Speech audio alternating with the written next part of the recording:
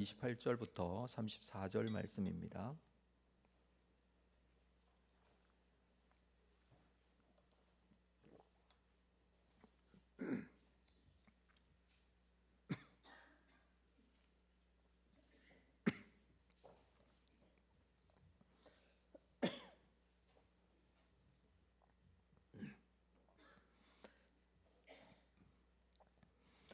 마가복음 12장 28절에서 34절 한 절씩 교독하겠습니다. 서기관 중 한 사람이 그들이 변론하는 것을 듣고 예수께서 잘 대답하신 줄을 알고 나와 묻되 계명 중에 첫째가 무엇이니까?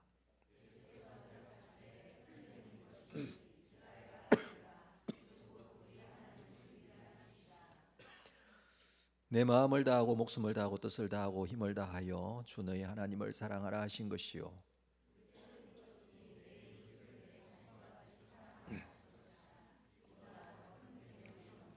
서기관이 이르되 선생님이여 옳소이다. 하나님은 한 분이시요 그 외에 다른 이가 없다 하신 말씀이 참이니이다.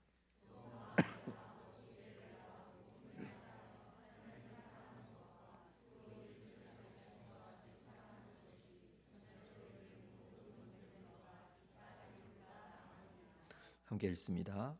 예수께서 그가 지혜 있게 대답함을 보시고 이르시되 내가 하나님의 나라에서 멀지 않도다 하시니 그 위에 감히 묻는 자가 없더라. 아멘. 네, 주님 앞에 나오신 여러분 모두를 주 이름으로 환영하고 축복하고 사랑합니다. 네, 우리 앞뒤좌우로 한번 인사할까요? 괜찮습니다. 이렇게 한번 인사하겠습니다. 네, 기침을 해도 괜찮습니다. 네, 저한테 하시는 말씀이죠? 네, 그렇다고 따라서 기침을 할 필요는 없는데 물 먹다가 사례가 들릴 수도 있습니다. 자, 저녁 식사하고 오셨나요? 네, 갑자기 이걸 물어서 죄송합니다. 제가 우리 교회 와서 15년 만에 처음 묻는 것 같아요. 식사하고 오셨는지. 식사하고 오셨습니까? 네.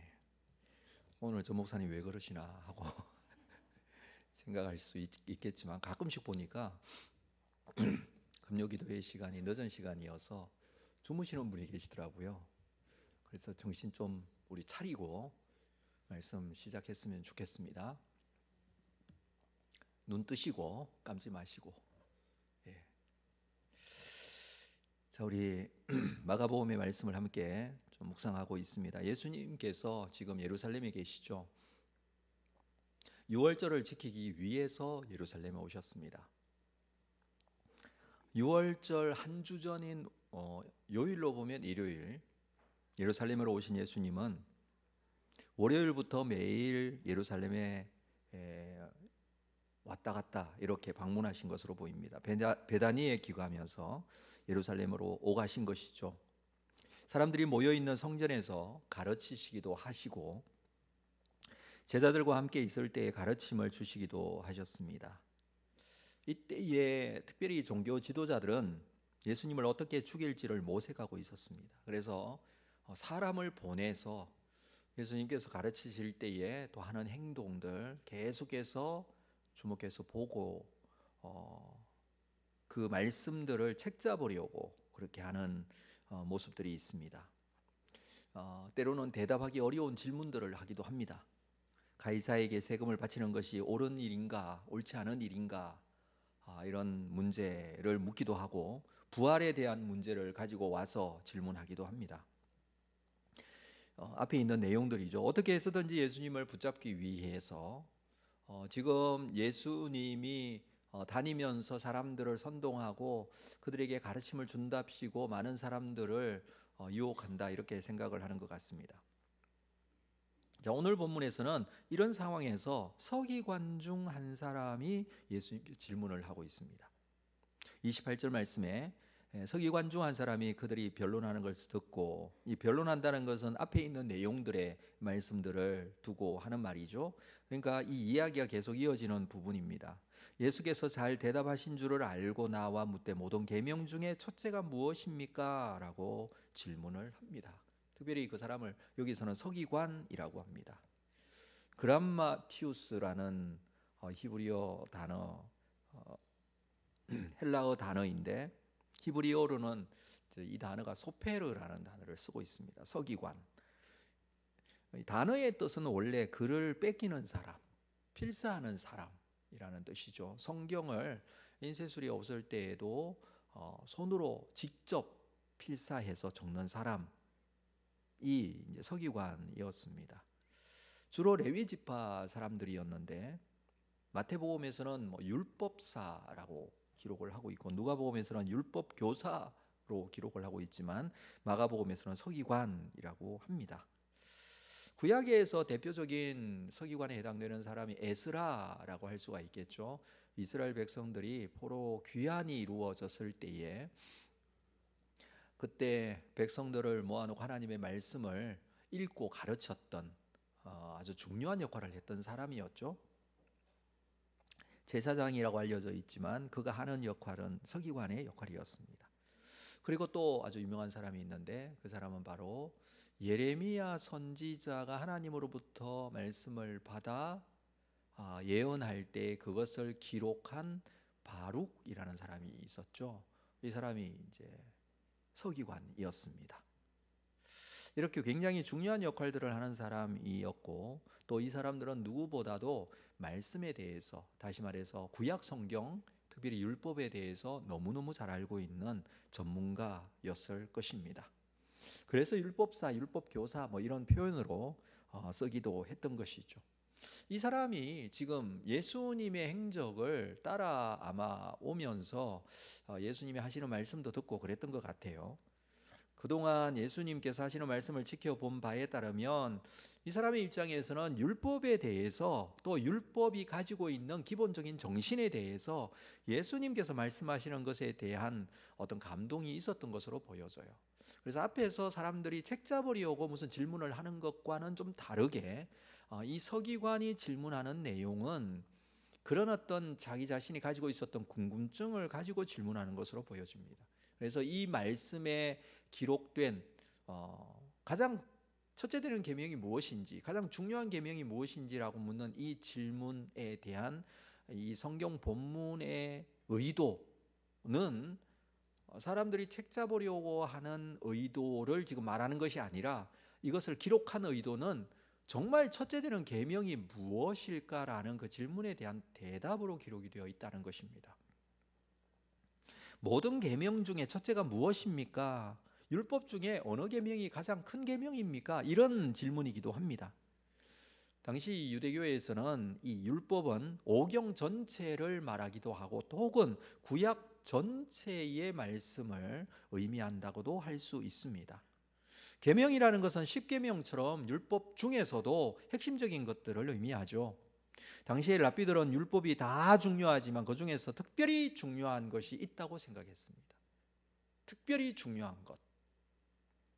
그래서 율법에서 특별히 계명 중에서 어떤 계명이 무겁고 또 어떤 계명은 그보다 더 가벼운지, 혹은 크고 작은지에 대한 그런 끊임없는 논쟁들이 있어 왔었고, 이런 논쟁을 즐기기까지 했었죠.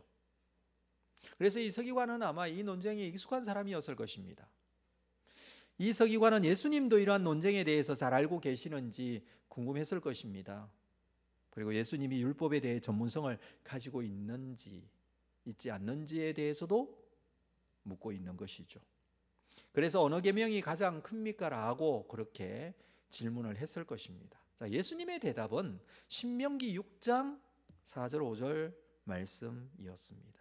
자, 29절 30절 예수께서 대답하시되 첫째는 이것이니 이스라엘아 들으라. 이 신명기에 나오는 말씀이에요. 이스라엘아 들으라. 들으라, 이게 이제 쇠마라는 단어로 시작이 되는, 그래서 이 이스라엘아 들으라 이후에 있는 신명기 6장 4절부터 9절까지의 전체 말씀을 쇠마라고 그렇게 알고 있습니다. 그 말씀을 그 말씀의 가장 앞부분인 29절 30절에서 4절 5절 말씀만 가지고 지금 말씀을 하고 계십니다. 이스라엘아 들어라, 주 곧 우리 하나님은 유일한 주시라. 내 마음을 다하고 목숨을 다하고 뜻을 다하고 힘을 다하여 주 너의 하나님을 사랑하라 하신 것이요. 아마 이 대답은 서기관이 원했던 대답일 겁니다. 본인이 질문을 할 때 어떤 대답에 대한 생각을 가지고 질문을 하겠죠. 그때에 본인이 원해서 생각하고 있었던 대답을 예수님께서 하셨을 것입니다. 이 신명기의 말씀은 율법을 전문적으로 아는 사람들뿐만 아니라 이스라엘 사람들이라면 누구든지 알고 있는 그런 내용입니다. 이스라엘 종교, 이 유대교에서 가장 이 밑바탕이 되는 하나님에 대한 진리의 선언과도 같은 말씀이죠. 하나님은 유일한 주시라라고 합니다. 가장 먼저 하고 있는 말입니다. 예수님께서 이 말씀을 그대로 하고 있죠. 이스라엘아 들으라, 주 곧 우리 하나님은 유일한 주시라. 하나님의 백성으로서 가장 기본적인 의무는 하나님을 사랑하는 것에 대해 정의하는 이 일종의 어떤 신앙의 고백과도 같은 그런 내용입니다.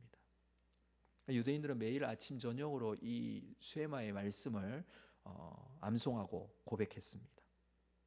우리 하나님은 유일한 주시라. 마음을 다하고 목숨을 다하고 뜻을 다하고 힘을 다하여 주 너희 하나님을 사랑하라. 자, 이 본문에 대해서 전통적으로 랍비들은 이렇게 해석을 했습니다. 마음을 다하고, 마음에서 우러나오는 순종과 헌신으로 하나님을 사랑하는 것이죠. 이건 외식적으로 사랑하는 것을 말하는 게 아니에요. 외식과 마음으로 사랑하는 건 완전히 다르죠. 외식으로 사랑한다고 할 수가 있겠죠. 여러분 옆에 있는 사람에게 외식적으로 사랑합니다 하고 한번 얘기해 보세요. 외식적으로 한번 얘기해 보세요. 사랑합니다 이렇게 외식적으로 될까요? 예, 평상시에 잘 되지 않나요? 근데 마음 중심으로 사랑한다고 하면 얘기해 보십시오. 오늘은 왜 안 하나요?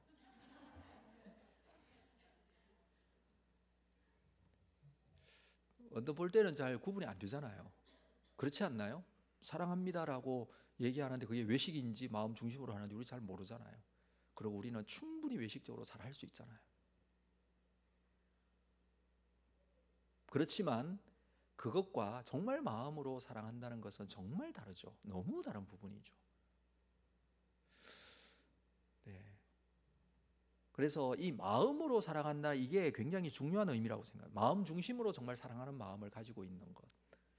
이제 랍비들이 그렇게 해석을 했대요. 이 쇠마를 마음을 다했다라는 것은 마음에서 우러나오는 순종과 헌신이라고 그랬어요. 그래서 마음으로 사랑하는 것은 그에 따라서 순종과 헌신으로 나타나는 거죠. 마음으로 하는 것은 순종과 헌신으로 나타나죠.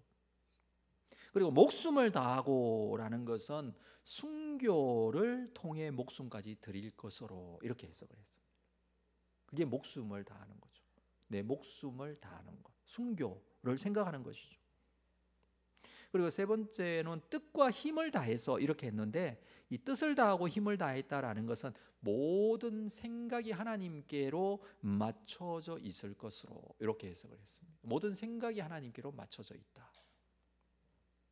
그렇게 마음을 다하고 목숨을 다하고 뜻을 다하고 그리고 힘을 다해서 하나님을 사랑하겠다 라는 그런 의지로 이 고백을 했다는 것입니다. 예수님께서는 이 네 가지 마음, 목숨, 뜻, 힘 뭐 이렇게 말씀을 하셨지만 신명기에서는 사실 세 가지밖에 나오지 않아요. 마음, 뜻, 힘. 오늘 본문에 네 가지가 나왔죠. 마음, 목숨, 뜻, 힘. 마태복음을 찾아보니까 마음, 목숨, 뜻 세 가지 나오고요. 누가복음에서는 마음, 목숨, 힘, 뜻 똑같이 마가복음과 그렇게 어떤 곳에는 세 가지 목숨이 없고 어떤 곳에는 힘이 없고 뭐 이래 세 가지로 하기도 하고 이렇게 기록을 하고 있습니다만은 저는 별 차이가 없다고 생각합니다. 자기가 가진 모든 것을 가지고 하나님을 사랑한다라는 의미로 우리가 해석을 할 수가 있을 것입니다. 왜 그렇습니까? 하나님은 유일한 하나님이시기 때문에 그렇습니다. 하나님 말고 하나님이 또 있습니까? 하나님 말고 또 다른 신이 있을까요? 하나님 말고 다른 신은 우상입니다. 실체가 아니라 우상일 뿐이다라는 것입니다. 뭔가 형상을 만들고, 그죠? 그 우상으로부터 뭔가를 받으려고 하고, 그 받으려고 하는 것으로 형상을 만들어요. 그렇죠?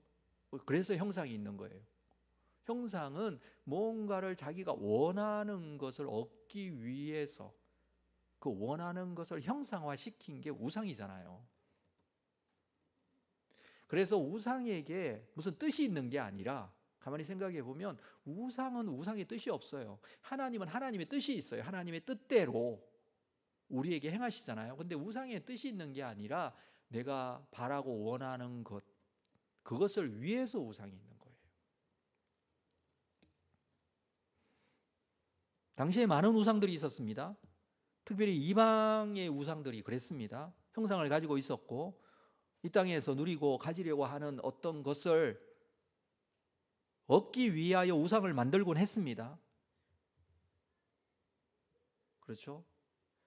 그런데 이때 당시에 이 말씀, 이 신명기 시대에 또는 예수님 시대에 이 말씀을 지금 그대로 말씀하는 것은, 그런 우상이 있는 세상을 향해서 우리 하나님은 유일한 주시라라고 선언하는 겁니다. 지금도 우상은 많습니다. 지금 우리가 사는 세상에 우상이 많죠. 그걸 나의 우상으로 여기느냐 여기지 않느냐의 차이일 뿐이죠. 뭔가를 얻기 위하여 이 땅의 것에 만족하면서 이 땅의 것을 채우고자 가지는 모든 것들은 다 우상이 될 수 있습니다. 하나님 이외에 다른 것이 다 우상이 될 수 있는 가능성이 있습니다. 그런데 하나님을 사랑한다라는 것은 이러한 우상들을 향하여서 우리 하나님이 유일한 주시라고 고백할 수 있는 것, 그게 하나님을 사랑하는 겁니다. 그리고 그 고백대로 마음을 다하고 목숨을 다하고 뜻을 다하고 힘을 다하여 하나님을 사랑하는 것이다. 지금 예수님께서 말씀하시는 것이 그것입니다. 그래서 이 들으라라는 이 쇠마의 말씀을 말하시면서 앞에 있는 우리 주 곧 우리 하나님은 유일한 주시다, 이걸 먼저 말씀하신 거예요. 그렇습니다. 우리가 하나님을 사랑한다고 할 때 하나님이 우리의 유일한 주시다라는 신앙의 고백이 먼저 따라와야 합니다. 그리고 이 세상 우상을 따르거나 하나님 이외에 다른 것이 있다라고 여기는 그런 가치관에 있는 세상 속에 하나님만이 유일한 하나님이시다라고 선언하고 선포하고, 또 하나님을 사랑하는 모습으로 우리의 삶의 모습이 나타나는 것, 그게 하나님을 사랑하는 모습이죠. 뿐만 아니라 예수님께서는 두 번째 계명에 대해서도 말씀하십니다. 31절, 둘째는 이것이니 내 이웃을 내 자신과 같이 사랑하라 하신 것이라, 이보다 더 큰 계명이 없느니라. 첫째 되는 계명 하나님 사랑하라, 둘째 되는 계명은 내 이웃을 내 자신과 같이 사랑하라. 이 말씀도 사실 레위기 19장에 있는 말씀을 인용하신 것이죠. 레위기 19장 18절에 원수를 갚지 말며 동포를 원망하지 말며 내 이웃 사랑하기를 내 자신과 같이 사랑하라, 레위기에 기록되어 있는 말씀이에요.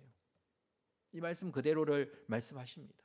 그러니까 예수님께서 자기 생각에 따로 성경 말씀과 다르게, 구약에 있는 율법에 있는 내용과 완전히 다르게 새로운 것을 뭘 얘기하는 게 아니라 신명기의 말씀, 레위기의 말씀, 이 말씀을 지금 하고 계신 거예요. 성경에 있는, 구약에 그대로 있는 그 말씀을 말씀하신 거예요. 첫째와 둘째라고 하는 것은 그만큼 중요하다는 의미가 될 것이지만, 사실은 여러분 구약에 있는 율법의 모든 말씀의 내용들을 딱 종합하면 두 가지에 다 들어가잖아요.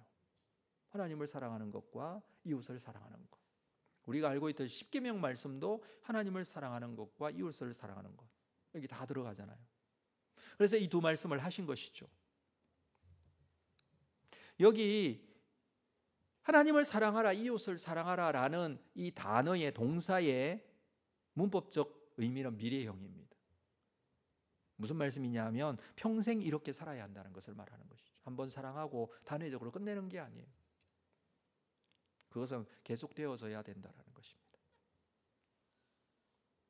하나님을 사랑하는 것과 이웃을 사랑하는 것은 두 가지이지만 하나라고 할 수가 있겠죠. 마태복음에서는 둘째도 그와 같으니 이렇게 말씀을 하고 있어요.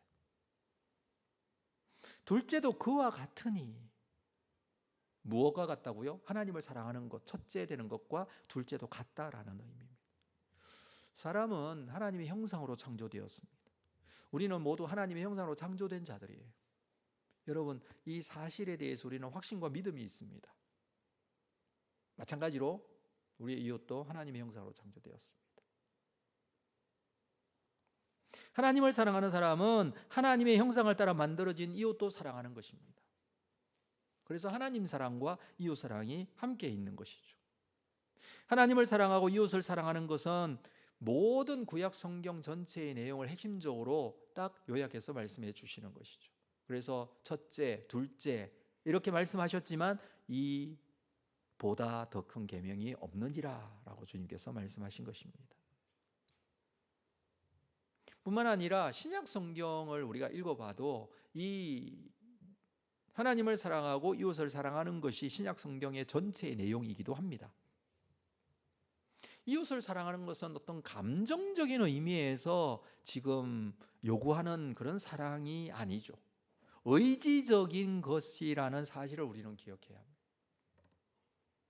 감정을 따라가면 이웃을 사랑할 수 없습니다. 원수라도 사랑하며 의지적으로 사랑해야 한다는 것을 말해주는 것이죠. 그렇죠? 여러분, 우리가 사랑할 수 있을까요, 정말? 사랑할 수 있는 존재일까요? 예, 사랑하기도 하겠죠. 그렇지만 참 사랑하기 힘든 존재라고 저는 생각합니다. 의지적으로 사랑하지 않고 그냥 감정을 따라서 그 사람을 사랑하려고 하면 사랑할 수 없을 때가 더 많은 것 같아요. 그렇죠?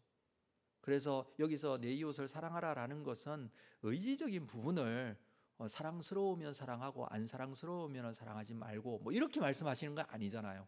원수라도 사랑하라 그랬잖아요. 그건 무엇을 말하느냐 하면 의지적인 사랑으로 사랑하라는 그런 의미로 이웃 사랑을 말씀하시는 것으로 보여져요. 그래서 이웃 사랑은요, 내가 하고 싶어서 하게 되는 그런 선택 사항이 아닙니다. 이건 우리가 결정하고 결단하고 마음 먹고 하나님의 명령에 순종하며 사랑해야 하는 것입니다.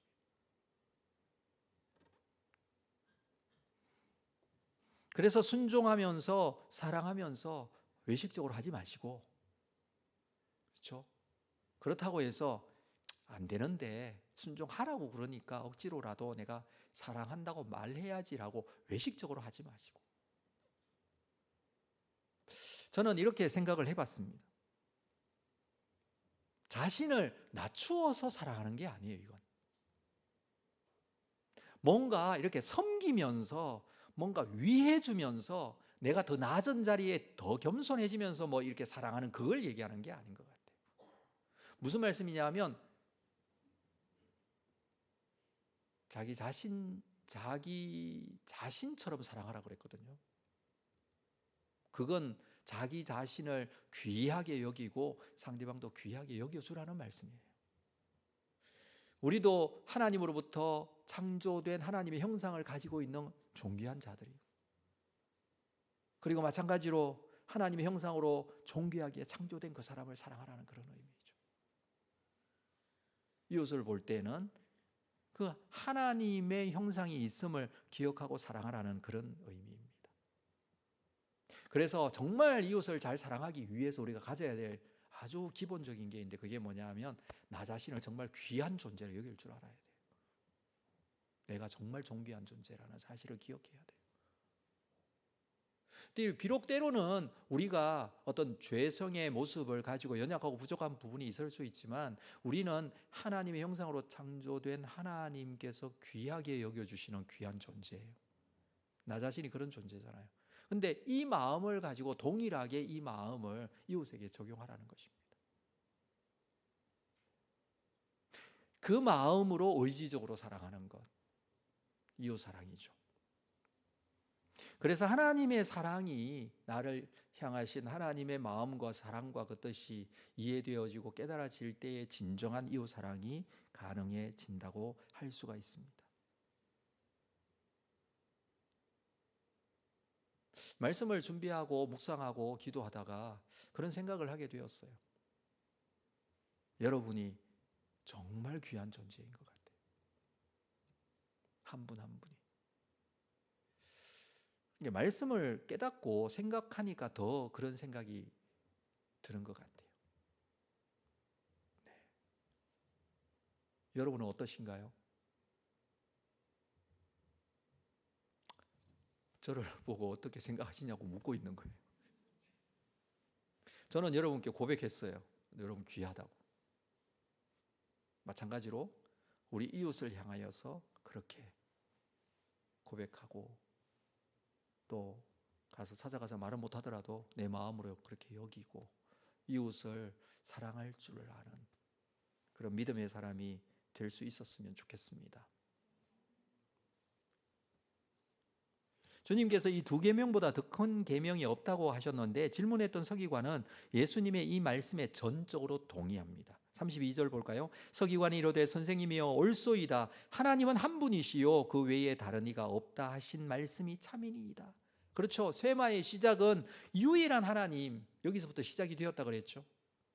그렇습니다. 하나님은 한 분이고 그 외에 다른 이가 없습니다. 그리고 덧붙입니다. 33절 또 마음을 다하고 지혜를 다하고 힘을 다하고, 여기서는 이 서기관은 이 세 가지를 얘기해요. 마음과 지혜와 힘. 예수님과 말했던 것과는 좀 다르죠. 그렇지만 이것도 또한 우리가 해석할 수 있는 것은 모든 것을 다라는 의미로 해석할 수는 있습니다. 다하여 하나님을 사랑하는 것과 또 이웃을 자기 자신과 같이 사랑하는 것이 이 두 가지가 전체로 드리는 모든 번제물과 기타 제물보다 나으니이다.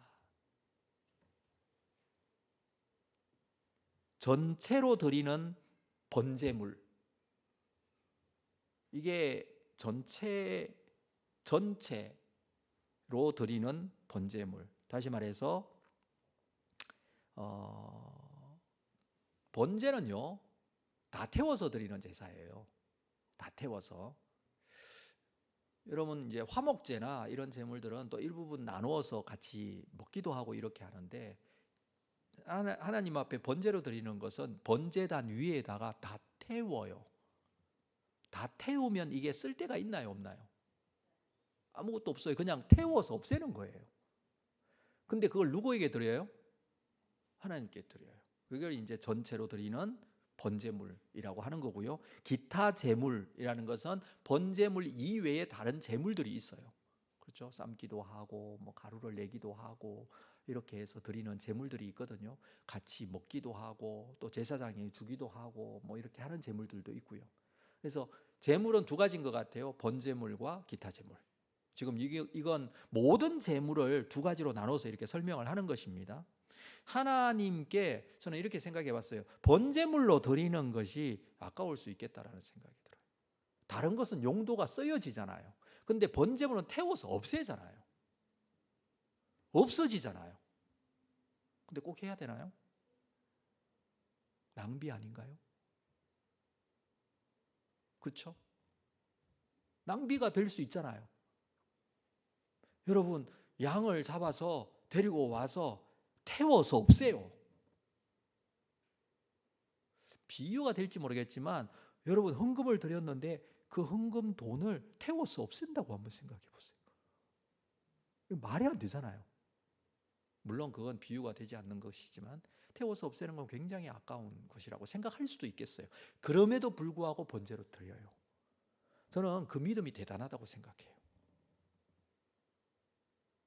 근데 그것보다 이 서기관이 얘기하는 것은 무엇이라고 얘기하는 것이냐면 그것보다 하나님을 사랑하는 것과 이웃을 자기 자신같이 사랑하는 것이 더 낫다라고 얘기를 해요.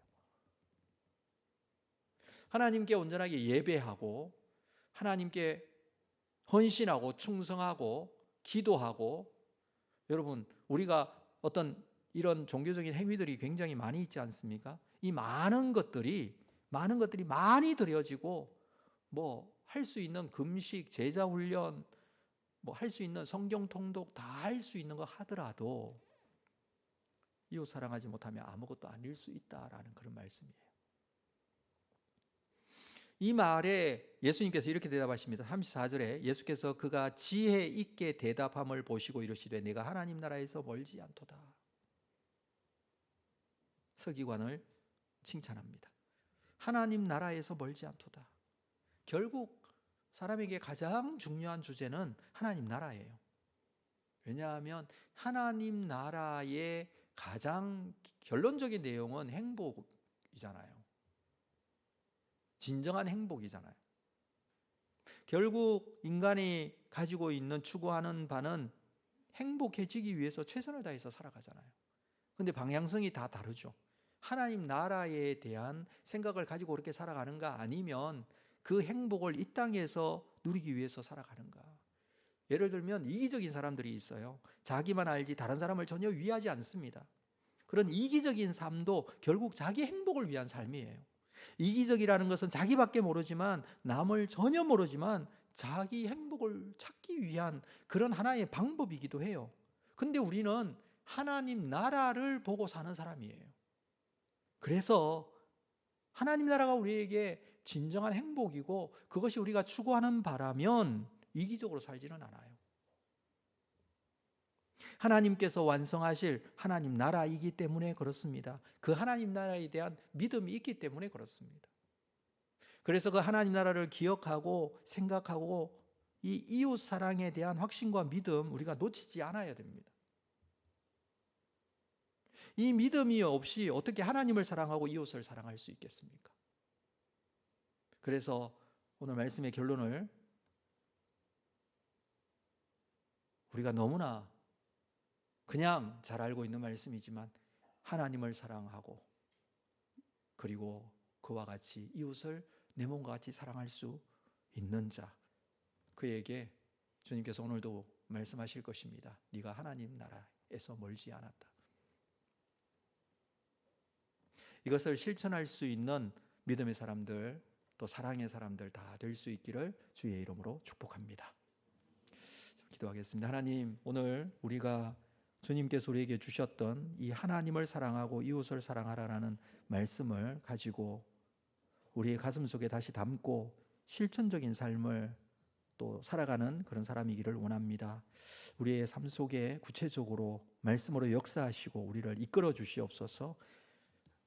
우리의 기도의 제목 속에서도 함께 하실 줄로 믿습니다. 예수님의 이름으로 기도합니다. 아멘.